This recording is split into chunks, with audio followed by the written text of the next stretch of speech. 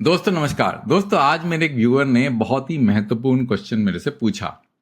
वो क्वेश्चन है एयरटेल का stand alone network of 5G जो रिलायंस ने शुरू से लॉन्च करके रखा है। और रिलायंस अपने आप को प्योर 5G कहता है और एयरटेल को जो है इम्प्योर 5G बोलता है। मतलब डायरेक्टली नहीं बोलता पर इनडायरेक्टली वही मतलब है। तो एयरटेल ने भी प्योर 5G अपने पोस्ट पेड यूजर्स को देना शुरू कर दिया। तो मेरे दर्शक ये पूछते हैं कि क्या ये जो post paid services post paid users को जो ऐसे नेटवर्क की सर्विसेज दे रहे हैं उससे प्रीपेड यूजर्स को क्या उसकी जो क्वालिटी ऑफ सर्विसेज में फर्क पड़ेगा कि नहीं पड़ेगा, क्योंकि उनका नेटवर्क तो कॉमन है। उन्होंने दो अलग अलग नेटवर्क तो बनाया नहीं जैसे रिलायंस ने बना है। तो आज मैं इसी क्वेश्चन का जवाब दूंगा क्योंकि ये वीडियो बहुत ही इंटरेस्टिंग होने वाला है। अब दोस्तों इसके ऊपर मैंने पहले भी कई सारे वीडियो बनाए हैं। इसके लिंक जो है, इन वीडियो के लिंक मैं डिस्क्रिप्शन में डाल दूंगा। तो पहला वीडियो का जो टाइटल आपके सामने है, जियो नेट न्यूट्रलिटी शोडाउन, क्योंकि जियो ने कुछ लिखा था मतलब रेगुलेटर को कि वो कुछ अलाउ करे नेट न्यूट्रलिटी को के रूल्स को चेंज करें जिससे 5G का पूरा मोनेटाइजेशन पॉसिबल हो पाए। और एयरटेल का ड्यूअल मोड ऐसे और एनएसए मैंने समझाया था एक वीडियो में, दोनों का लिंक मैं जो है डिस्क्रिप्शन में डाल दूंगा। तो दोस्तों आज का वीडियो का शीर्षक है Airtel SA on postpaid, does it matter. जो मैंने आपको बताया कि पोस्ट पेड को उन्होंने ऐसे के सर्विसेज देना शुरू कर दिया, उससे प्रीपेड यूजर्स को इंपैक्ट होगा कि नहीं और ये रेगुलेशन का वायलेशन है कि नहीं। तो पूरा हम समझेंगे एयरटेल का स्पेक्ट्रम, ऐसे डिजाइन, नेट न्यूट्रलिटी वगैरह वगैरह। एयरटेल का जो स्पेक्ट्रम होल्डिंग, आप एक काम करते हैं एयरटेल का स्पेक्ट्रम होल्डिंग ग्राफिकली समझ लेते हैं। ग्राफिकली समझना इसलिए जरूरी है क्योंकि आपको पता चलेगा कि कौन कौन से बैंड्स है। तो ये है आपका एयरटेल, बाकी में आपका जियो है और ये वोडाफोन आइडिया, इसका स्क्रीनशॉट ले सकते हैं। तो इसमें आपको दिखेगा एयरटेल के पास में 26 गीगाहर्ट्ज स्पेक्ट्रम है, उसके बाद 3.5 है, 2.3 गीगाहर्ट्ज है, 2100 मेगाहर्ट्ज स्पेक्ट्रम है, 1800 है, 900 है और 800 बहुत ही कम सर्कल्स में है। तो जो स्पेक्ट्रम सबसे इंपॉर्टेंट है ऐसे के लिए जो कि 900 मेगाहर्ट्ज, वो अगर पैन इंडिया वेटेड एवरेज निकाला जाए तो 7 मेगाहर्ट्ज है। इसका मतलब वो पैन इंडिया ऐसे दे नहीं सकते। कुछ सर्कल्स में ज्यादा भी हो सकते हैं पर मोस्टली अगर आप देखें एयरटेल में 900 मेगाहर्ट्ज का स्पेक्ट्रम है नहीं।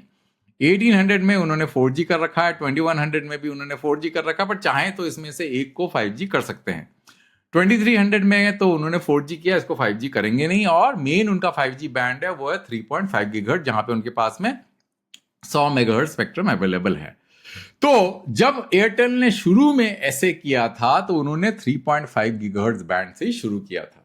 अब दोस्तों आप बोलेंगे कि भाई एयरटेल ने 3.5 गीगाहर्ट्ज में ऐसे क्यों किया, उससे क्या फायदा होगा, अब यही हम समझेंगे अपने नेक्स्ट स्लाइड में। तो पहले तो हम दोस्तों ये देख लेते हैं कि वो हमने समझ लिया कि ऐसे कहां रन कर रहा है, प्राइमरीली जो है 3.5 गीगाहर्ट्ज बैंड में, पर क्यों कर रहा है, क्यों किया उन्होंने। इसके लिए दोस्तों आपको ये स्लाइड देखना पड़ेगा मेरे को, जिसको एयरटेल का dual mode 5G SA and NSA. अब दोस्तों देखिए जो कवरेज होता है 3.5 गीगाहर्ट्ज बैंड को, वो ये बेस स्टेशन से वो कवरेज कम होता है कंपेयर टू 900 और 1800, सबको पता है ना। अब क्या है दोस्तों कि जो एयरटेल है और इवन जियो 3.5 गीगाहर्ट्ज बैंड में मोबाइल के साथ में FWA है ना, फिक्स्ड वायरलेस एक्सेस, जिसको बोला जाता है एयर फाइबर, वो भी चला रहा है। आपको पता ही होगा कि भाई जो फिक्स लाइन से OFC से कनेक्शन प्रोवाइड करना बहुत ही बड़ा समस्या है। तो सबसे ज्यादा आसान तरीके से ब्रॉडबैंड कनेक्शन प्रोवाइड करने का है FWA। अब FWA जो लगता है आउटसाइड में, घर के अंदर नहीं लगता है, उसका जो आउटडोर यूनिट हमेशा बाहर होता है। अब FWA और मोबाइल में एक फर्क है। फर्क क्या है कि बेस स्टेशन से जो डाउनलिंक है FWA में, उसका पावर तो सेम है जो मोबाइल में मिलता है, पर FWA के पास में एक लिवरेज है कि वो हाई पावर में ट्रांसमिट कर सकता है। मोबाइल के पावर लिमिटेशन है 23 dBm। तो क्या होता है दोस्तों कि FWA जो है वो FWA क्या करता है कि वो अपलिंक का जो स्पीड है उसको भी बढ़ा सकता है।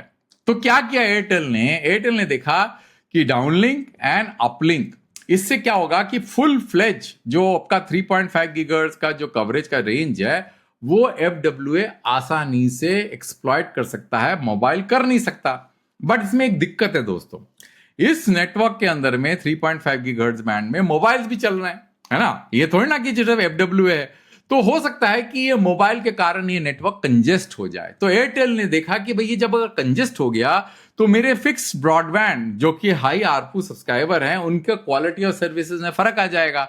तो उन्होंने क्या किया कि 3.5 गीगाहर्ट्ज बैंड जिसमें 5G है उनका, उसको उन्होंने दो पार्ट में डिवाइड कर दिया। एक तो जो है जो कि मोबाइल यूजर्स हैं वो 4G कोर में जा रहे हैं, उनके पास में पहले ऐसे नहीं था। और 5 जो FWA है वो 5G कोर में जा रहे हैं, क्योंकि फर्क इतना ही है दोस्तों, कोर का फर्क होता है। अगर आपको ऐसे नेटवर्क डिप्लॉय करना है जो आपका पाइप जो है वो तो 5G है, एयर इंटरफेस 5G है, पर कोर जो है, कोर में जो बैंडविड्थ जो है, जो प्रोसेस होता है कोर में, वो होता है 5G कोर में प्रोसेस होता है, जिसमें आपको सारे 5G के फीचर्स मिलते हैं। अगर ये 4G कोर में प्रोसेस हो रहा है तो आपको 5G के फीचर्स नहीं मिलेंगे। तो इससे क्या होता है दोस्तों, FWA को जो वो 5G कोर में ले जाते हैं तो उनको प्रायोरिटाइज किया जा सकता है। इनका जो इंटरनेट का जो ट्रैफिक है उनको प्रायोरिटी दे सकते हैं कंपेयर टू मोबाइल यूजर्स। उससे उनको फायदा क्या हो गया कि FWA को एक रिलायबल सर्विसेज देने का एक उनको मौका मिल गया है, क्योंकि जिससे कि FWA, क्योंकि स्पेक्ट्रम तो सीमित है, 100 मेगाहर्ट्ज की स्पेक्ट्रम है, तो FWA को कंजेशन झेलना नहीं पड़ा। जो भी कंजेशन झेलेगा वो मोबाइल ही झेलेगा, है ना। अब इससे आप जो ब्रॉडबैंड सब्सक्राइबर्स हैं आपको उसमें एक रिलायबल क्वालिटी ऑफ सर्विस दे सकते हैं। अगर ये नहीं करते आप तो FWA को अनरिलायबल सर्विस मिलेगा। इसलिए बिना ऐसे के FWA लॉन्च करना वर्चुअली इम्पॉसिबल था, उनको करना ही पड़ा, इसलिए उनको ये नेटवर्क डिप्लॉय करना ही पड़ा। अब समझ में आ गया दोस्तों आपको ऐसे क्यों किया उन्होंने। अब ऐसे में और भी बहुत एडवांटेजेस है, आप VoNR कर सकते हैं और लो लेटेंसी कर सकते हैं। अब उन्होंने क्या किया, पोस्ट पेड यूजर्स को भी जो उन्होंने ऐसे सर्विसेज देना शुरू कर दिया। अब दोस्तों इसमें एक मुश्किल आ सकती है जो मैं आपको बताऊंगा। मैंने क्या किया दोस्तों, मैंने कुछ आर्टिकल्स लिखे थे। अब आर्टिकल्स में क्या लिखा है, इस आर्टिकल में अगर आप देखें, इसमें मैंने जो है पूरी कहानी समझाया हुआ है कि वायलेशन क्या है, मतलब रूल्स का वायलेशन क्या है, क्योंकि TRAI के कुछ रूल्स हैं जो आपको मैं समझाऊंगा। पूरा तो मैं समझा नहीं पाऊंगा क्योंकि इतना टाइम नहीं है, पर मैं एक इंपॉर्टेंट एस्पेक्ट में आपको बताना चाहता हूं।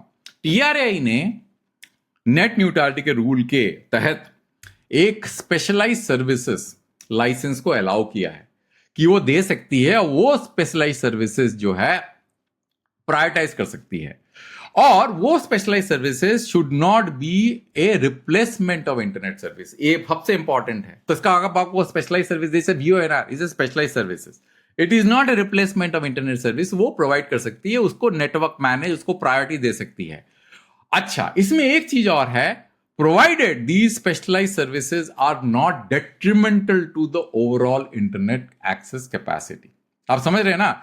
तो अगर मान लेते हैं कि आपने कुछ स्लाइसिंग एप्लीकेशन दिया जिसको उन्होंने इस तरह से पोर्ट्रे किया कि ये रिप्लेसमेंट ऑफ इंटरनेट नहीं है, जैसे मान लेते हैं आपको वीडियो सर्विसेज दिया कोई, जैसे आपका FWA में कोई आपने IPTV दिया, उसको अपने स्पेशलाइज सर्विसेज के कैटेगरी में डाल दिया, बट जबकि वो स्पेशलाइज सर्विसेज है उसको आप प्रायोरिटी दे सकते हैं, पर वो स्पेशलाइज सर्विसेज इंटरनेट का जो पाइप है, ओवरऑल पाइप को, उसको कंजेस्ट नहीं कर सकती। अब ये चीज ध्यान से समझिए दोस्तों, ये क्या समझाने के लिए मैं आपको ये डायग्राम दिखा देता हूं। अब देखिए दोस्तों, मान लेते हैं ये 3.5 गीगाहर्ट्ज बैंड का पाइप है।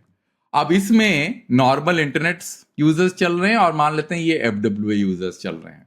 अब इनको तो आपने प्रायोरिटी दे दिया, जो लाल पीला नीला आपको दिख रहा है। नॉर्मल इंटरनेट यूजर्स का जो पाइप है वो कंजेस्ट हो गया, क्योंकि अगर आपने FWA नहीं रन किया होता इसमें तो नॉर्मल इंटरनेट को पूरा मिलता ना पूरा कैपेसिटी। तो आपने क्या किया, इन सर्विसेज को, जो FWA सर्विस को, उसको स्पेशलाइज कैटेगरी में डाला है, जबकि ये ग्रे एरिया है। उन्होंने TRAI ने, neither TRAI not DOT has qualified these as specialise services, मैं आपको बता रहा हूं ये चीज, पर आपने you just were able to circumvent the rules. क्यों? क्योंकि ये ब्रॉडबैंड सर्विसेज है। OFC में क्या होता है, देखिए दोस्तों, कि अगर आप किसी ने OFC ब्रॉडबैंड सर्विसेज लेते हैं, आपको जो है डिफरेंट प्लान्स मिलते हैं। एक में आपको 30 MB का स्पीड मिलेगा, आपको 100 MB मिलेगा, एक में ज्यादा स्पीड मिलेगा, 200 MB मिलेगा। तो वो एक नॉर्म है। तो यहां पे आप स्पीड बेस्ड जो है डिस्क्रिमिनेशन देते हैं, जबकि वायरलेस में ऐसा पॉसिबल नहीं है, अभी तक अलाउड नहीं है। पर आप मोबाइल में नहीं करते ऐसा। कभी देखा है आपने किसी मोबाइल यूजर्स को बोला कि आप इतना पैसा देंगे तो आपको सर्विसेज में जो है आपको प्रायोरिटी मिल जाएगी? नहीं मिलती ना। तो वो अभी रेगुलेटर अलाउ नहीं करती, क्योंकि उसको स्पेशलाइज कैटेगरी ऑफ सर्विसेज में डाला ही नहीं है रेगुलेटर ने। और अगर मान लेते हैं कि ये जो पाइप है 3.5 गीगाहर्ट्ज का पाइप, इसमें पोस्ट पेड यूजर्स के लिए भी आप कुछ लेयर क्रिएट कर देते हैं और उनको भी स्लाइसिंग करके जो है सर्विसेज जो है दे देते हैं, जो कि प्रायोरिटाइज कर देते हैं इंटरनेट का, तो देखिए प्रीपेड यूजर्स का क्या हाल होगा। और बहुत सारा अगर कैपेसिटी पोस्ट पेड यूजर्स खा जाती है तो प्रीपेड यूजर्स जो है वो का तो नेटवर्क कंजेस्ट हो जाएगा, उनको तो सर्विसेज मिलेगा नहीं। अगर एयरटेल ऐसा कर रही है तो ये डायरेक्ट वायलेशन है टीआरएआई का, नेट न्यूट्रलिटी के रूल्स का, और इससे प्रीपेड यूजर्स को वायलेशन होगा, इनका कंजेशन होगा, पक्का होगा। क्यों होगा? जो मैंने आपको बताया इसके कारण, ये वाला जो रीजन के कारण, क्योंकि specialized services should not be detrimental to the internet services, मतलब it should not detriment the overall quality of internet access services। ये FCC का भी यही रूल है और TRAI का भी यही रूल है। इसीलिए दोस्तों दिक्कत यहीं आ रही है। इसीलिए जियो ने सरकार को चिट्ठी लिखी थी। अगर आप देखें, जियो ने सरकार को चिट्ठी लिखी थी, इसके ऊपर मैंने वीडियो में बनाया। दोस्तों नमस्कार, ये देखिए जियो 6 TRAI review on net neutrality norms. तब मैंने वीडियो बनाया था, ये वीडियो 13 नवंबर 2025 का है। क्योंकि टीआरआई ने अभी भी क्लैरिफाई नहीं किया, पर एफडब्ल्यूए में प्रायोरिटी मेरे हिसाब से दिया जा रहा है, जबकि क्लियर जो है रेगुलेशन का जो है वो क्लैरिटी नहीं है एफडब्ल्यूए के ऊपर, जबकि वो सेम नेटवर्क शेयर कर रही है। जो मैं आपको बता रहा हूं, ये जो सेम नेटवर्क है, जो आपका ये वाला जो नेटवर्क है 3.5 का, सेम नेटवर्क शेयर हो रहा है। तो जब सेम नेटवर्क शेयर हो रहा है, तो अगर आप एफडब्ल्यूए को अगर सर्विसेज दे रहे हैं, उनको प्रायोरिटी दे रहे हैं और बेस्ट एफर्ट में नहीं दे रहे हैं, तो नॉर्मल इंटरनेट यूजर्स को फर्क तो पड़ेगा। पर कोई कंप्लेन इसलिए नहीं कर रहा क्योंकि ये जो 3.5 गीगाहर्ट्ज पाइप का कोई भी यूसेज है नहीं। ये इतना मोटा पाइप है, आपको अगर 100 Mbps 200 Mbps मिल रहा है, उससे फर्क क्या पड़ा? कुछ फर्क तो पड़ता नहीं। आपको क्या चाहिए? आपको इस लेयर पे कैपेसिटी चाहिए, नीचे वाले लेयर पे, जहां पे एयरटेल के पास में स्पेक्ट्रम ही नहीं है, 900 मेगाहर्ट्ज में स्पेक्ट्रम ही नहीं है, 800 मेगाहर्ट्ज में 5 मेगाहर्ट्ज स्पेक्ट्रम है। तो आपने ऐसे करके भी क्या कर लिया? क्या फायदा होने वाला है? ना आप वीओएनआर कर सकते हैं, ना आप स्लाइसिंग में जो है प्रायोरिटी दे सकते हैं, सिर्फ लो लेटेंसी होगा, नेटवर्क मैनेजमेंट में फायदा होगा। और आप आने वाले टाइम में जब 600 मेगाहर्ट्ज बैंड आ जाएगा या कुछ और आ जाएगा, उसमें आप अपने नेटवर्क को तैयार रख सकते हैं। तब आप ऐसे करके आप ये स्लाइसिंग एप्लीकेशन दे सकते हैं, प्रोवाइडेड कि रेगुलेटर उसको तब अलाउ कर दे, है ना। तो दोस्तों यही मेरा जो है पर्पस था। इसलिए मैंने कहा कि लो फ्रीक्वेंसी 5G बैंक बहुत ही क्रिटिकल है, क्योंकि ऐसे के कुछ एडवांटेजेस होते हैं, उनको लिवरेज करना आना चाहिए आपको। वो क्या? VoNR, low latency, slicing. आप VoNR कर ही नहीं सकते जब आपके पास में यूबिक्विटस लो फ्रीक्वेंसी कवरेज है ही नहीं, और आपका 3.5 गीगाहर्ट्ज में ही मैक्सिमम 5G है, और 5G आपने डिप्लॉय नहीं किया पैन इंडिया में, तो आप VoNR देंगे कैसे? आपका तो सर्विस क्वालिटी बहुत ही खराब हो जाएगी। तो ये फीचर तो हो ही नहीं सकता, स्लाइसिंग आप कर नहीं सकते, इसीलिए जो है कुछ खास फायदा है नहीं। What is SA use for today? मैंने बताया एफडब्ल्यूए के लिए है, स्टेबल थ्रूपुट के लिए बात हो गई। एफडब्ल्यूए क्यूएस बिहेवियर तो बात कर चुके हैं हम इसमें। अच्छा, कंप्लेन क्यों नहीं है? क्योंकि 3.5 गीगाहर्ट्ज में हाई कैपेसिटी है, इसलिए FWA behaves like a OFC network. Net neutrality framework में मैंने आपको बताया, no description in internet traffic, specialised services allowed only if it is not a replacement of internet, do not degrade the general internet quality. ऐसे for post paid users, Airtel is not extending for post paid. The key question is priority दी रहे कि नहीं? अगर priority दिया तो clear violation है। तब इसीलिए दोस्तों जो है रिलायंस ने ये चिट्ठी लिखी थी। अब दोस्तों मैंने इसमें समझाया था रिलायंस को भी दिक्कत आने वाली है, क्योंकि उनके पास में उनके पास में सिर्फ 10 मेगाहर्ट्ज स्पेक्ट्रम है 5G का, और इसमें उन्होंने प्रायोरिटी देना शुरू कर दिया। तो आपके जो दूसरे यूजर्स हैं जिनको प्रायोरिटी नहीं देंगे, वो तो कंजेस्ट हो जाएंगे। इसीलिए लो फ्रीक्वेंसी में कम से कम 20 मेगाहर्ट्ज स्पेक्ट्रम होना चाहिए, तभी आप क्वालिटी जो है मेंटेन कर सकते हैं, बाकी बेस्ट एफर्ट यूजर्स का भी, है ना दोस्तों। तो मैंने आपको बताया जैसे केस 1 नो प्रायोरिटी, कोई फायदा नहीं। अगर आपके पोस्ट पेड यूजर्स को कोई प्रायोरिटी नहीं दिया, कोई फायदा नहीं है। सीमलेस वीओएनआर कवरेज उनको मिलेगा नहीं, मिनिमल यूजर बेनिफिट। अगर केस 2 में प्रायोरिटी देती हैं तो postpaid user will get better performance, prepaid will stay on best effort, उनको बेस्ट एफर्ट में जाना पड़ेगा, और प्रीपेड यूजर का सर्विस डिग्रेड हो जाएगा, और ये नेट न्यूट्रलिटी का कंसर्न डेफिनेटली होगा। लिमिटेशन क्या है? No low band 5G, no slicing, slicing is an risk. Conclusion क्या है इस पूरे प्रेजेंटेशन का? ऐसे इज मीनिंगफुल फॉर एफडब्ल्यूए। फिर भी एक रेगुलेटरी क्वेश्चन है जो कि किसी ने आंसर नहीं दिया। मोबाइल लार्जली कॉस्मेटिक है, कोई फायदा कुछ नहीं है। अगर आपने प्रायोरिटी नहीं दिया, स्लाइसिंग नहीं किया, वीओएनआर है नहीं, तो क्या मतलब निकला आपको ऐसे करके? Real value needs low frequency band. तो दोस्तों, इंडिया के अंदर में चाहे 5G हो, चाहे 6G हो, चाहे 7G हो, लो फ्रीक्वेंसी बैंड नहीं है तो कोई भी टेक्नोलॉजी का जो लिवरेज है और जो फीचर्स हैं, आप उसको एक्सप्लॉइट नहीं कर सकते। आप कुछ भी लाते रहिए, आप 6G ले आइए, 7G ले आइए, 8G ले आइए, इंडोर पेनिट्रेशन नहीं है, कवरेज नहीं है, हाई फ्रीक्वेंसी बैंड में अपने स्पेक्ट्रम डिप्लॉय करके रखा हुआ है, बेस स्टेशन डेंसिटी नहीं है, तो आप कुछ भी अचीव नहीं कर पाएंगे। ये मैं बहुत दिनों से बोल रहा हूं और पहले आगे भी बोलता रहूंगा, और आपको महसूस हो रहा होगा ये जब कवरेज में पेन होता है, जब मिलता नहीं कवरेज, आपको महसूस होगा कि कवरेज क्यों नहीं है, क्योंकि लो फ्रीक्वेंसी बैंड नहीं है, क्योंकि बेस स्टेशन की डेंसिटी, इतना बेस स्टेशन लगाना बहुत मुश्किल काम है। इसको कवर करने के लिए आपको low frequency band sufficient quantum में चाहिए।